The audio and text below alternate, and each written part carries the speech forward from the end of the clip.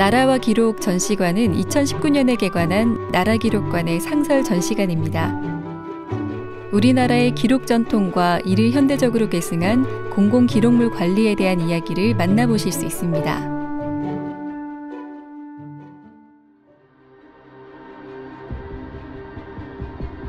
나라기록관은 가장 험준한 곳에 실록을 보존했던 태백산 사고를 계승하여 공공기록물을 안전하게 보존하는 국가기록원의 중앙서고입니다.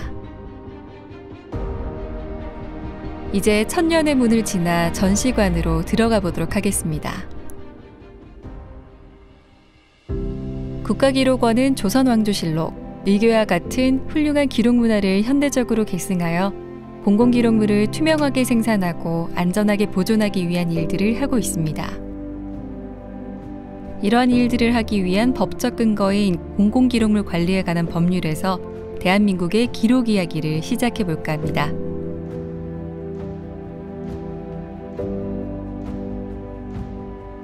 (1998년 5월) 당시 행정자치부 장관의 결재를 받은 공공기록물법 제정 기본계획입니다.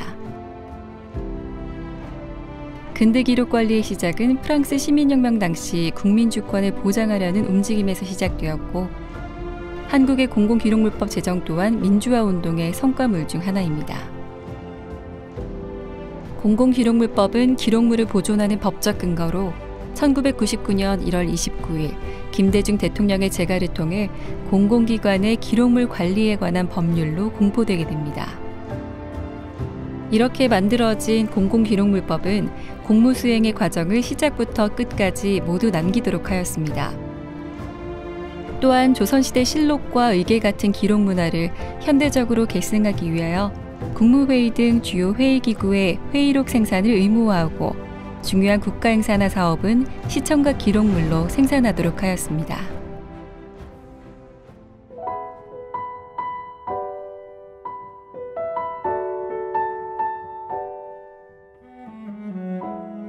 헌법은 국가 수립을 위하여 가장 먼저 제정되는 최상위 법률입니다. 1948년 7월 17일 대한민국 재헌헌법이 공포되었고 1987년 10월 개정까지 9번에 걸쳐 헌법이 개정되었습니다. 대한민국 헌법 제1조 제1항 대한민국은 민주공화국이다. 현행 헌법인 9차 개정헌법은 1987년 60 민주항쟁의 결과로 탄생하였으며 대통령 직선제를 도입하고 언론, 출판, 집회, 결사에 대한 허가와 검열을 금지하였습니다.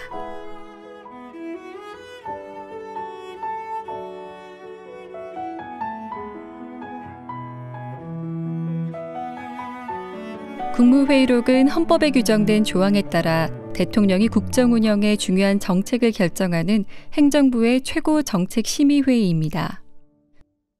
국무회의록은 1949년 1월분부터 보존되었으나 상정된 안건 처리 대부분이며 국무위원별 발언 내용이 기록되지 않았습니다. 4.19 혁명 직전에 열린 4월 12일자 국무회의록입니다. 회의가 열린 날짜와 장소, 참석자와 함께 보고 안건만 간략하게 기재되어 있습니다. 회의의 내용은 전혀 알 수가 없습니다.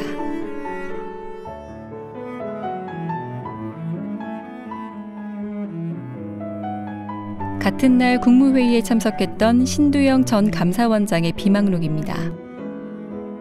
국무회의록에는 담겨있지 않은 대통령과 각부 장관들의 발언 내용이 아주 자세히 담겨 있어 4.19 혁명 직전 당시의 상황을 생생하게 전달해 줍니다.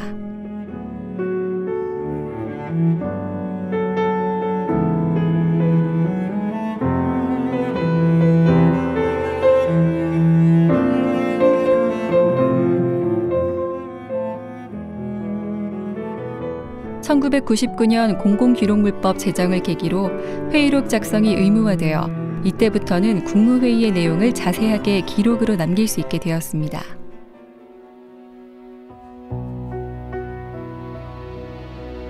다음은 군사기록입니다.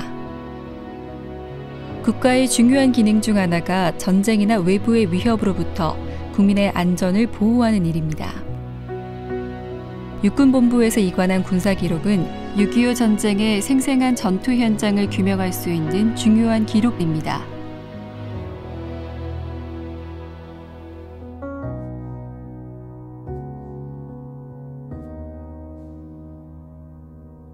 (6.25) 전쟁 당시 작성된 사단작전 경과요도입니다. 제6사단에서 휴전회담을 앞두고 1950년 6월 25일부터 1952년 8월 7일까지의 전투를 요약한 지도입니다. 문서에 담아낼 수 없는 6.25 전쟁 당시의 정황들을 보여주고 있습니다.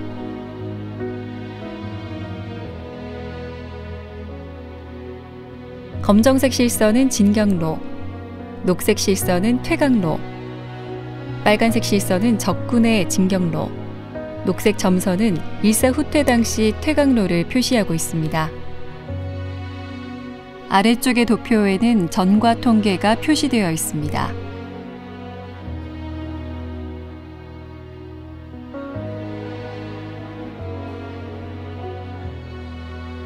(1950년 9월 15일) 인천 상륙작전과 9월 26일 서울 탈환 후 대한민국 육군과 연합군은 10월 18일 평양 탈환 작전을 공동 전개하였습니다.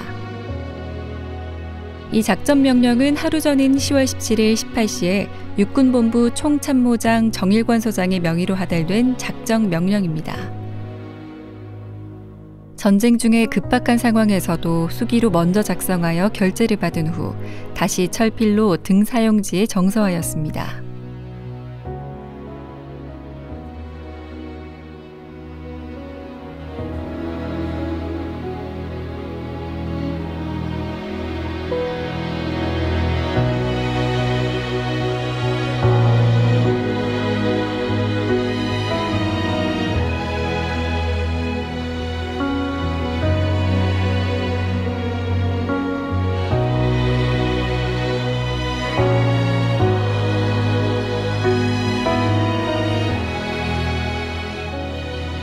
국군과 국제연합군은 10월 22일 평양을 탈환하게 됩니다. 제6사단은 가장 선봉에서 10월 26일 압록강까지 진격하여 수통에 물을 담아 이승만 대통령에게 헌수하였습니다. 1953년 7월 27일 체결된 정전협정문입니다. 전쟁이 중공군의 개입으로 교착 상태에 빠지자 정전협상이 시작되었고 1953년 7월 27일 정전협정이 체결됩니다. 협정서는 서원과 5조 63항의 전문, 11조 26항의 부록으로 구성되어 있습니다. 이 협정에 따라 전쟁이 중지되었으며 군사 분계선을 중심으로 남북 각각 2km씩 비무장지대를 두게 됩니다. 조선인민군 총사령관 김일성, 중국인민지원군 총사령관 펑더하이, 유엔군 총사령관 마크웨인 클라크가 서명하였고 북한군 측 대표 남일, 유엔군 측 수석대표 윌리엄 켈리 해리슨이 서명하였습니다.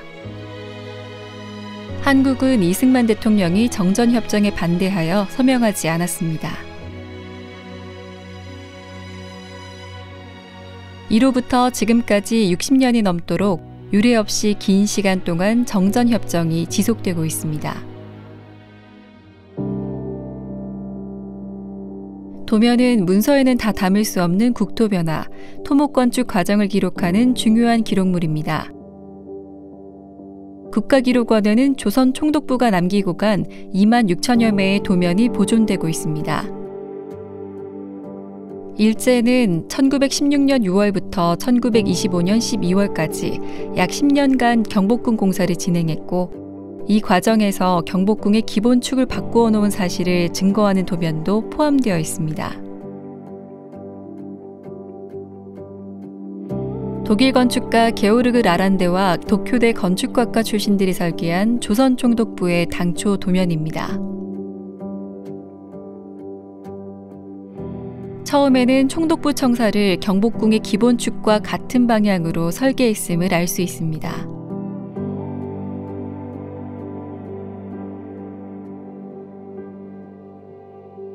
하지만 최종 도면에는 총독부 청사를 중심으로 기본축이 3.5도 틀어져 있습니다. 이 도면은 일제가 3.1운동 등의 영향으로 경복궁을 완전히 해체하지 못하고 전각만 대대적으로 철거한 채 경회로 북쪽에는 총독 골프 연습장을 짓는 등 경복궁을 유린한 실상을 담고 있습니다. 또한 경복궁을 청사 중심으로 완전히 해체하고 청사와 공원 부지로 조성하려는 것을 보여줍니다.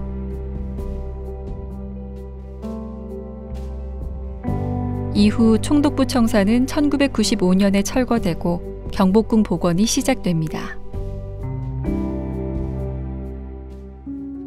국가기록원에는 대한뉴스, 88올림픽, 2002 월드컵, 2018 평창 동계올림픽 개회식과 폐막식, 남북 적십자 회담 영상 등이 시청각 기록물로 보존되고 있습니다. 그중 대한뉴스는 과거 일상의 흔적과 기억을 생생하게 담아낸 영상 기록입니다. 말과 글로 설명하기 힘든 현장의 모습과 목소리를 시청각 기록을 통해서 만나볼 수 있습니다.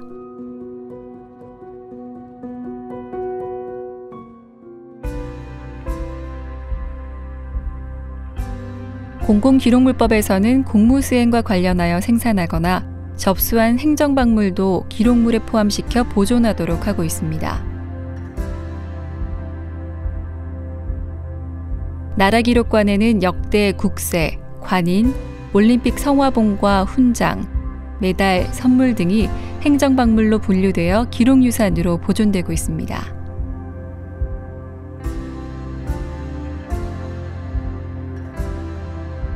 대한민국의 2대 국세입니다. 국가의 권위를 상징하며 나라의 시대성과 국력, 문화를 반영하는 상징물입니다.